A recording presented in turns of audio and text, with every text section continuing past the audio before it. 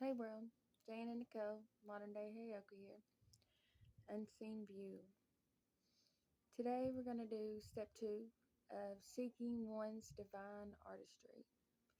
Step 2 is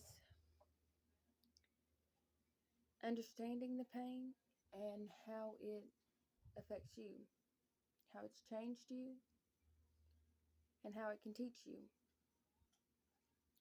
Now, in step 1, we talked about how when something happens and you have a reaction to it, an emotional reaction, or a violent reaction, which would also be emotional. So anything that is making you get out of what you know your character to be, your everyday chill mode, which is where you should really stay.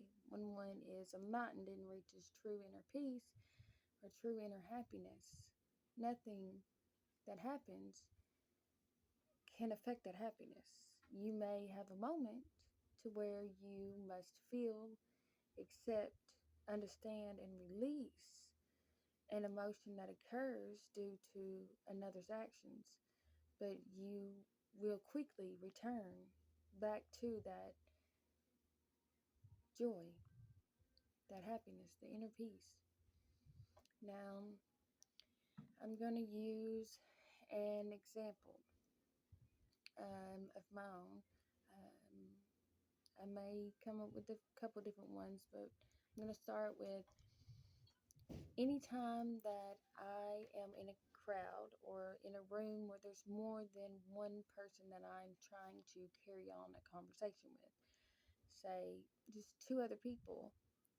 Anytime that I try to speak and I am not heard, or the other two people start talking over or carrying on conversation, I immediately shut down. I feel unheard, unwanted, and like I could just vanish and they wouldn't even notice. Now, I know that that is from my childhood of being unheard, feeling unwanted, being rejected every time that I did speak, and being told to shut up, as we covered in the last one, which I want y'all to understand that this is not about a pity me or a, oh, this is just my horrible life, let me tell you about it, because that's not at all how I perceive it. It is my story of triumph, of remaining undefeated in this cold, cruel world by staying a soft, pure heart that does everything from a place of love.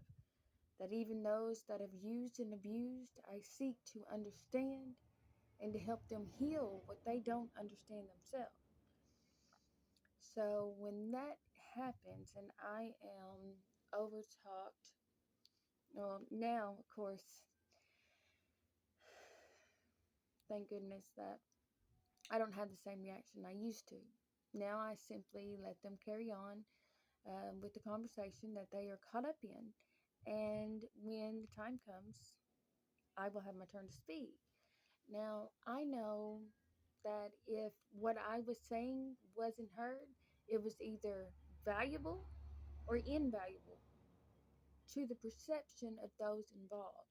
Now, that means that it could have been something that was detrimental to their state, their mental state or emotional state, and they would have taken it in the wrong way, in a way that I wasn't intending.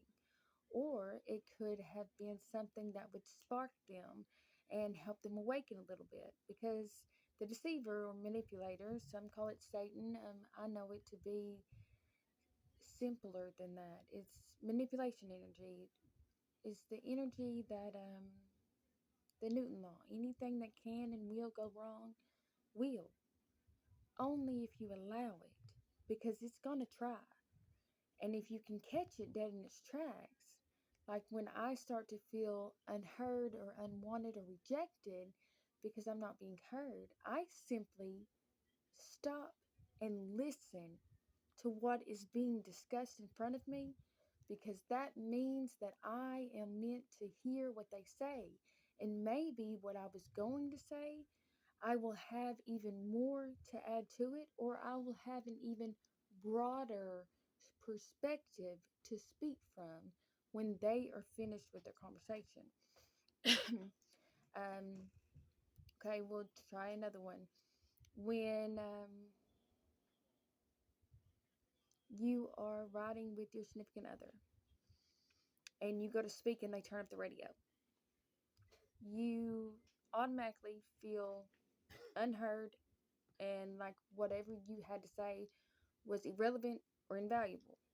Now, they, in reality, may not have even heard you trying to speak. They simply got caught in their train of thought and was wanting to listen to some music because it was silent before you spoke, and it didn't even register that you actually spoke, because the main thing to remember always, always, when dealing with others that you love and you wish to maintain a truthful bond with, manipulation energy will and does, and effortlessly so, misconstrued communications of all kinds. Whenever you feel like someone you love is saying that they want something or saying that you are something that doesn't add up with who you know them to be, ask again. Say, can you repeat that? I'm not sure I heard you correctly, because chances are you didn't.